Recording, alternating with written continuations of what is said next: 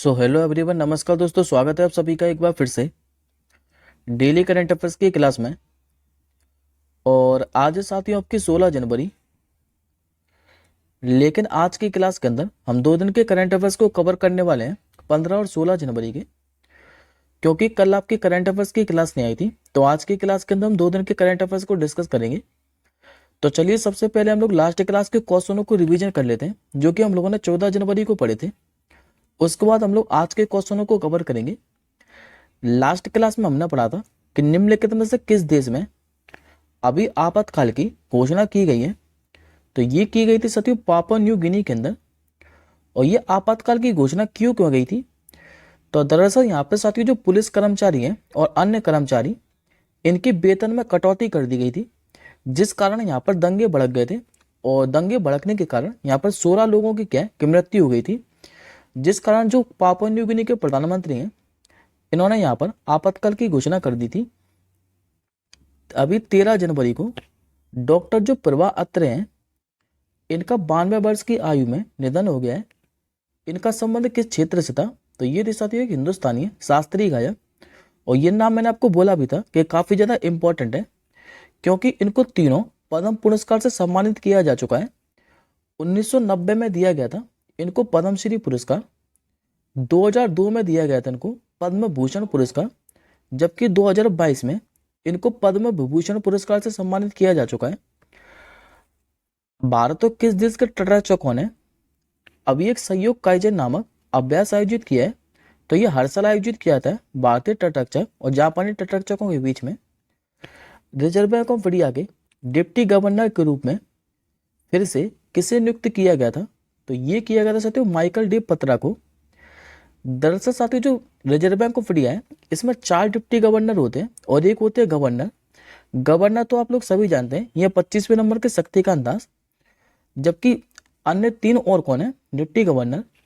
तो एक तो इसमें टी रविशंकर, दूसरे हैं एम राजेश्वर राव, और तीसरे हैं स्वामीनाथन जानकी रमन। और ये जो चौथे थे माइकल डी पत्रा, इनका फिर से एक बार 1 वर्ष के लिए कार्यकाल बढ़ा दिया गया। भारत में एमएसएमई की सबसे अधिक हिस्सेदारी है जो किस राज्य की थी? तो ये थी साथी इस बार महाराष्ट्र की। दक्षिणी नौसेना कमान के चीफ ऑफ स्टाफ की भूमिका किसने संभाली है? तो उपल कुंडू ने। देश में पहली बार मल्टी स्पोर्ट जो बीच गेम है, जो कि मैंने आपको पढ़ाया था कि ये द्वीप के अंदर आयोजित किए गए थे, और इसमें चैंपियन कौन बना था? तो मध्य प्रदेश। 40 वर्षों की सेवा के बाद अभी किन भारतीय नौसेना के युद्धपोतों को सेवा मुक्त कर दिया गया था? तो साथियों 3 युद्धपोत थे। एक तो था आईएनएस चीता, दूसरा था आईएनएस कुंभीर, और तीसरा था आईएनएस गुलदार। इनको भी 40 वर्षों की सेवा के बाद सेवा मुक्त कर दिया गया।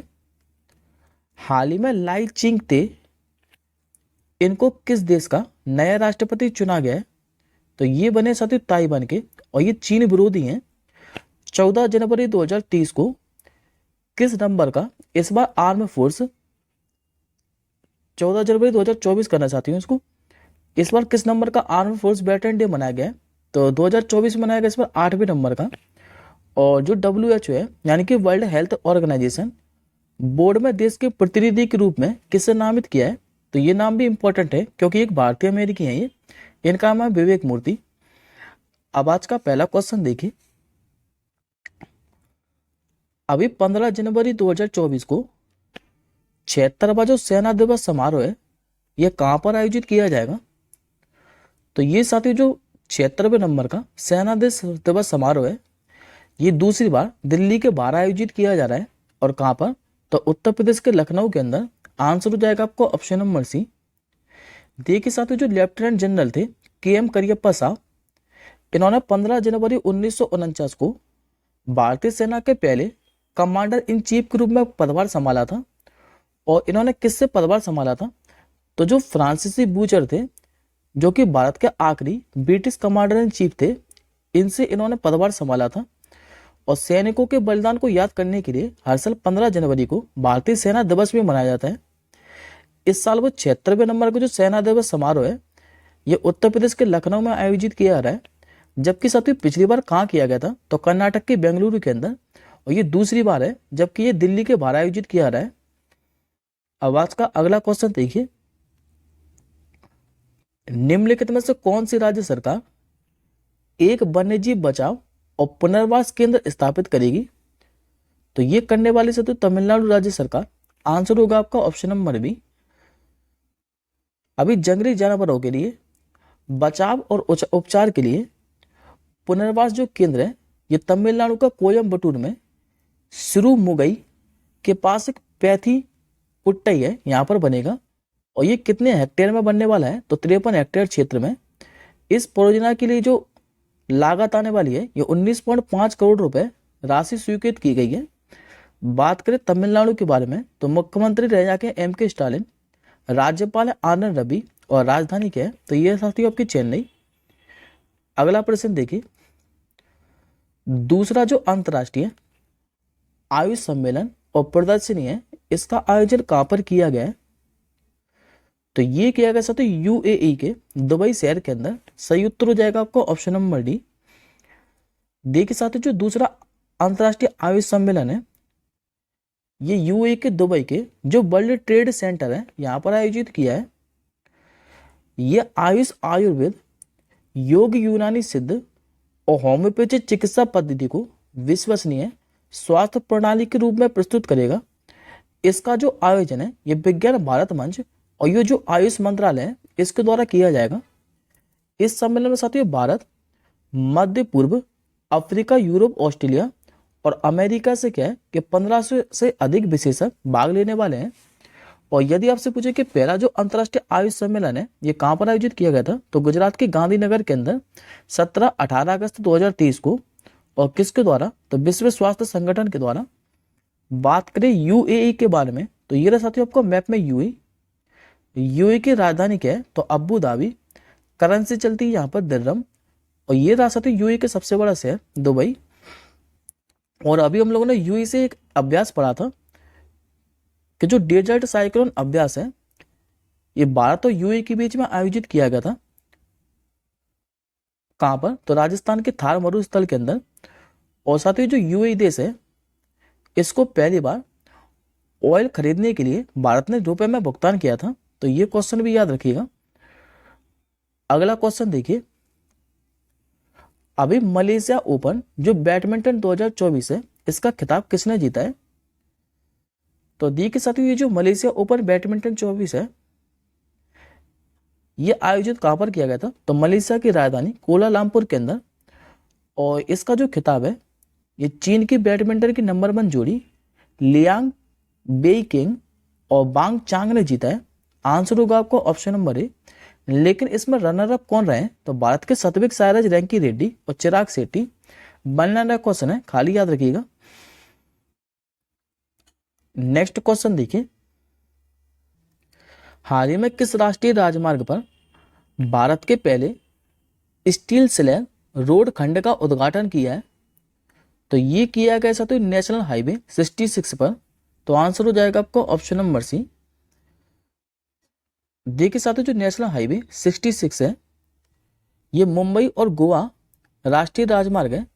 और इसी पर भारत के पहले राष्ट्रीय राजमार्ग स्टील स्लैग रोड खंड का उद्घाटन किया गया है।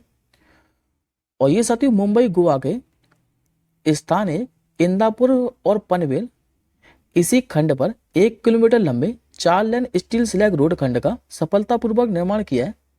किया किसके द्वारा है, तो ये CSIR यानी कि जो केंद्रीय सड़क सुरक्षा अनुसंधान है संस्थान, इसी के द्वारा इसे विकसित किया है। दरअसल साथी जो स्टील उद्योग होते हैं, इसका जो कचरा निकलता है, इसी कचरे को रीयूज कर इस 4 लेन वाली सड़क का निर्माण किया गया है, जो कि 1 किलोमीटर लंबी है। आज का अगला क्वेश्चन देखिए, अभी ऑस्ट्रेलिया के जो शॉन मार्श हैं, इन्होंने क्रिकेट के किस फॉर्मेट से संन्यास की घोषणा की है? तो ये के साथ सभी फॉर्मेट से, यानी कि टेस्ट, T20 और वनडे। तो आंसर होगा आपका ऑप्शन नंबर डी। और अभी दोस्तों हम लोगों ने कुछ समय पहले भी पढ़ा था कि ऑस्ट्रेलिया के एक क्रिकेटर थे जिनका नाम था डेविड वार्नर।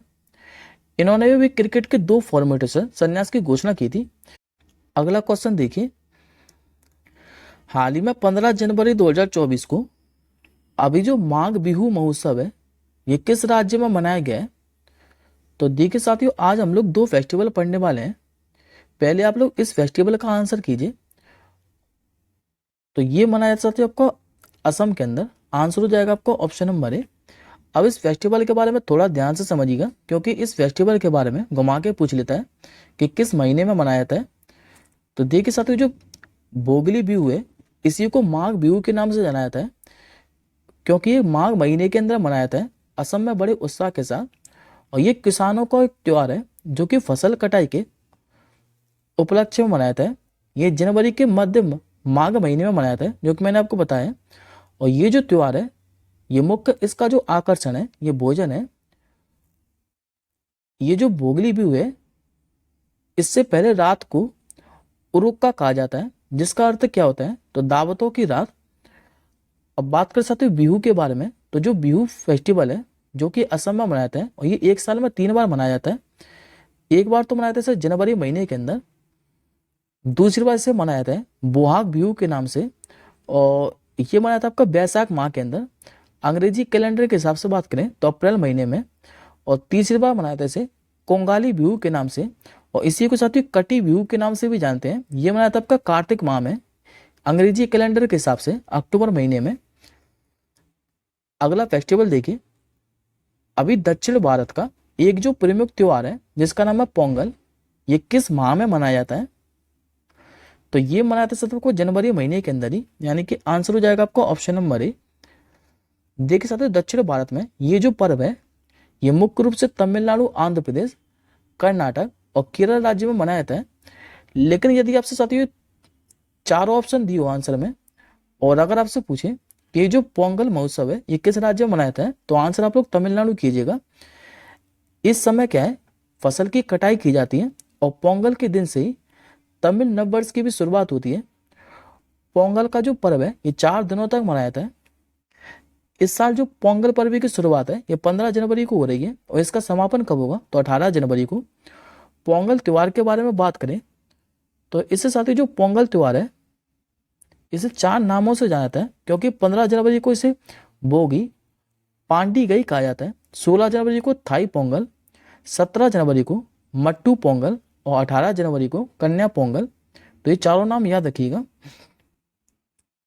अगला क्वेश्चन देखिए। अभी 16 जनवरी से जो विश्व आर्थिक मंच है यानी कि वर्ल्ड इकोनॉमिक फोरम, इसकी 54वीं जो बैठक है ये कहां पर शुरू हुई है? तो ये साथियों जो वर्ल्ड इकोनॉमिक फोरम की बैठक है ये हर साल स्विट्जरलैंड के दावोस में आयोजित की जाती है। तो आंसर याद रखेंगे आप लोग ऑप्शन नंबर ए। देखिए स्विट्जरलैंड का जो दावोस है यहाँ पर अभी वर्ल्ड इकोनॉमिक फोरम की 54वीं बैठक आयोजित होगी, और ये 5 दिवसीय बैठक है जो कि 16 से लेकर 20 जनवरी तक आयोजित होने वाली है। इस बार किसकी थीम क्या रहने वाली है? तो रीबिल्डिंग ट्रस्ट। अब बात कर सकते हैं वर्ल्ड इकोनॉमिक मंच के बारे में। तो इसका जो मुख्यालय है ये स्विट्जरलैंड के कोलोगिरी के अंदर है, और इस मंच की जो स्थापना है ये 1971 में यूरोपीय प्रबंधन के नाम से जिनेवा विश्वविद्यालय में कार्यरत जो प्रोफेसर थे इनका नाम है क्लॉस एम श्राव, इनके द्वारा की गई थी। लेकिन वर्ष 1987 में इसका जो नाम है ये वर्ल्ड इकोनॉमिक फोरम कर दिया गया था, और तब से अब तक प्रतिवर्ष जनवरी महीने में इसकी जो बैठक है ये स्विट्जरलैंड के दावोस में आयोजित की जाती है। नेक्स्ट क्वेश्चन देखिए। हाल ही में किस राज्य के पेंच टाइगर रिजर्व को भारत के पहले डार्क स्काई पार्क की उपलब्धि दी गई है? तो दी के साथ ये जो पेंच टाइगर रिजर्व है, यदि आपसे सीधा पूछे कि ये जो पेंच टाइगर रिजर्व है ये किस राज्य में है, तो आप लोग आंसर मध्य प्रदेश कीजिएगा। लेकिन अगर इस क्वेश्चन के बारे में पूछे तो आंसर कीजिएगा आप लोग महाराष्ट्र। अब इस क्वेश्चन के बारे में आगे समझ लेते हैं। ठीक है साथियों, जो डार्क स्काई पार्क है ये ओवरऑल एशिया का 5वां है। और पेंच टाइगर रिजर्व के बारे में बात करें तो इसे साथियों पेंच राष्ट्रीय उद्यान के नाम से भी जाना जाता है, और ये मध्य प्रदेश और महाराष्ट्र के एकदम बॉर्डर पर स्थित है। ये जो रिजर्व है ये मध्य प्रदेश में सिवनी और जो छिंदवाड़ा जिला है यहाँ पर जो सतपुड़ा पहाड़ियाँ हैं इनके दक्षिण छोर पर एकदम स्थित है। और ये इसका कुछ भाग क्या है कि महाराष्ट्र के अंदर भी आता है। महाराष्ट्र में जो नागपुर जिला है यहाँ पर एक अलग अभ्यारण्य के रूप में इसे जारी किया गया है। और बात करें जो पेंच टाइगर रिजर्व है, इसका जो आसपास का क्षेत्र है, इसे रुडयार्ड जो किपलिंग है, इनकी प्रसिद्ध पुस्तक द जंगल बुक में इसकी वास्तविक कहानी है। अब आज का अगला क्वेश्चन देखिए, हाल ही में जो स्पेनिश सुपर कप है, इसका खिताब किसने जीता था? तो ये जीता साथियों रियल मैड्रिड के द्वारा। आंसर हो जाएगा आपको ऑप्शन नंबर ए। और ये जो साथियों स्पेनिश सुपर कप है, इसका संबंध किससे है? तो इसका जो संबंध है ये फुटबॉल से है। और इसने हराया किसको है? तो इसने अपने चिर प्रतिद्वंदी बार्सिलोना को हराया 4-1 से। रियल मैड्रिड का ये ओवरऑल 13वां खिताब है। और सबसे ज्यादा बार स्पेनिश सुपर कप का खिताब किसने जीता है? तो ये बार्सिलोना ने, टोटल 14 बार किया था, तो सऊदी अरब के अंदर। आज का आपका क्वेश्चन ऑफ द डे है कि अभी 12 जनवरी 2024 को किस राज्य सरकार ने युवा निधि योजना शुरू की है? इस क्वेश्चन का आंसर साथियों आप लोग कमेंट बॉक्स के अंदर कीजिएगा। और वीडियो पसंद आए तो वीडियो पे एक लाइक और एक शेयर करना मत भूलिएगा। और जो भी साथी चैनल के अंदर पहली बार आए हो वो चैनल को सब्सक्राइब जरूर कर लीजिएगा, जिससे आपको आने वाली हर क्लास की नोटिफिकेशन मिलती रहे। हम जल्दी मिलेंगे नेक्स्ट क्लास के साथ ही, तब तक के लिए जय हिंद, वंदे मातरम।